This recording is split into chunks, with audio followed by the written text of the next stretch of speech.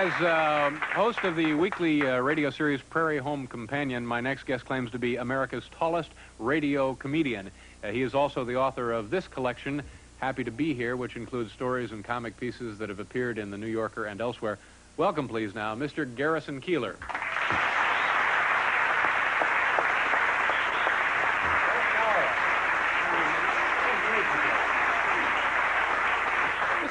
Your book is very entertaining for people who may not have seen all of the pieces that have been published. This is a great collection.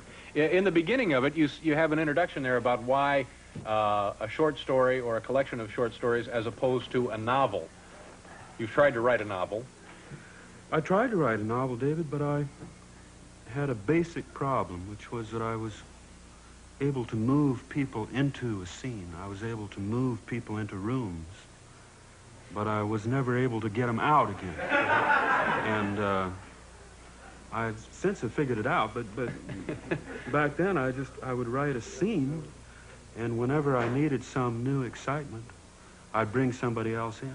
Everybody would turn and they'd say, "Wayne, how are you? Come on in." And the room would fill up with people, and they'd all be talking. And I couldn't get rid of it. It's tough to do, huh? Also, you mentioned that you don't know the names of a lot of trees, and therefore it would be tough to write a novel. What does that mean exactly? Well, there's so many things that I don't know anything about, and so there was never anything specific in the novel. People would sort of lean against a tree, or I'd say he lived in a house, and I never could get around to saying what kind of a house it was. People talked sort of vague talk. They sat around in rooms, and whenever they were at a loss for words, they'd light up a cigarette. And they seemed to feel bad. The characters in this novel felt bad in some sort of vague way. Characters in a lot of novels. Yeah. But I never exactly said why. And, well, they're probably all upset about the room keeps filling up. That's right. Yeah. I think that they smoke too much. Yeah. Sanitary conditions couldn't have been what they should. Yeah. What about when you get stuck? Writer's block, they call it. What do you do for that, or do you get it? Well, there are a number of little tricks that a writer has. I like to make sure that my pencils are all in a row, and I get them all with their tips pointing up. And they look like little soldiers in there, little troop of soldiers in a can. And then you talk to your paper in the typewriter. You talk to your paper. You threaten the paper. And you say, "I want to see something there in about 5 minutes, or I'm going to rip you out. I'm going to tear you apart. I'm going to throw you down on the floor and step on you." And then you do that. Yeah. And then you put the next piece of paper in, and you say, "You see what happened to him? That's what happened to you too." Sometimes it's fun to sit in a room with a typewriter, and you just have one little study lamp right over the typewriter, and there's a little cone of light there, and you pretend that there is an audience. There are bleachers that go up from your typewriter, and there are 500 people sitting there. And you go to the door and you walk in, and somebody says, "And now, here's Garrison Keillor." You sit down at your typewriter and you say, "Hey, it's great to see you. You're beautiful. You're a beautiful readership out there. And we're going to do us some typing tonight."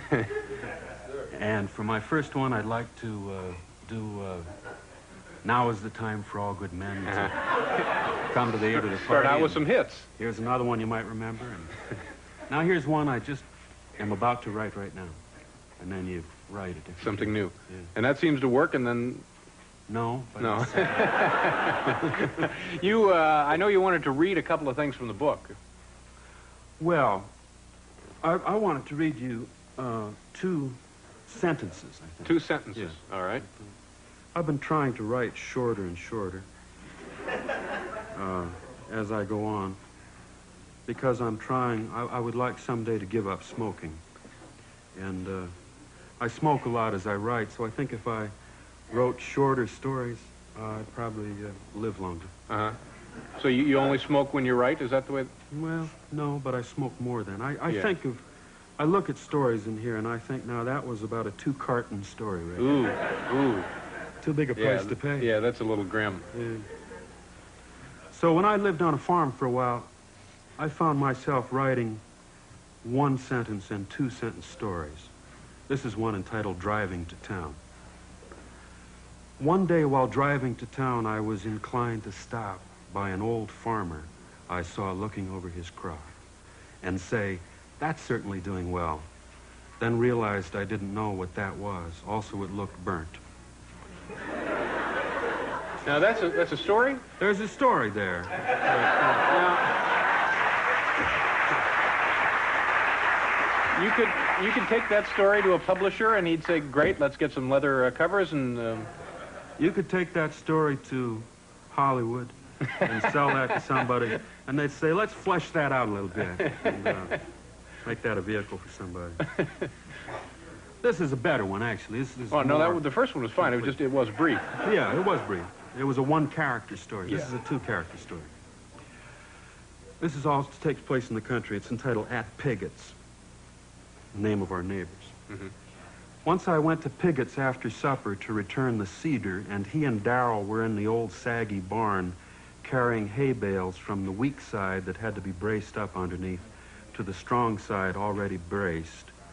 And I helped carry bales until 10 o'clock, cutting up my hands, and didn't get a word of thanks for it. But then they hadn't asked me to help, of course. Yeah, now, right. That's very nice. That one could be a movie of the week. I don't see any problem with that one at all. Mm-hmm. Get the right star for that vehicle, as you said. Now, explain to the folks who may not know about Lake Wobegon what Lake Wobegon is and the Home Prairie Companion. Well, Lake Wobegon is a town that I made up about 8 years ago, but the more I talk about it, the more I think it may be out there someplace. It's a little town. It's in the geographic center of Minnesota, out on the edge of the prairie, and a town that can't be found on maps, because when the state was surveyed, the surveyors found more of Minnesota than there was room for within the boundaries of the Dakotas, Iowa, Wisconsin, and Canada. So they did the only right thing, and that was to fold up the map at the middle. And my hometown wound up on the bottom corner. It was settled back before the Civil War by Unitarian missionaries who had come west from Boston to try and convert the Ojibways through the use of interpretive dance. And then was settled by Norwegians on their way back from North Dakota, and by German Catholics who had come west and who had misread their maps, but who refused to admit it. And who settled down there. Had a lot of traffic coming and going there. There's a lot of people come through. Most of them stay, except for the young people. They all go on. Mm-hmm. Yeah. Let me, Garrison, find out about something. I know you had something you wanted to do which had never been done on network television. Let me see if we have the time to do it. We do have the time to do it. Do you know what I'm talking about? Well, I think so. All right. Boy, this is really kind of a tense moment for me, though. Do you want to tell the people, or shall I tell them what you're going to do? Well, you can tell them if you'd like, but make sure it's going to be the thing that I'm going to do.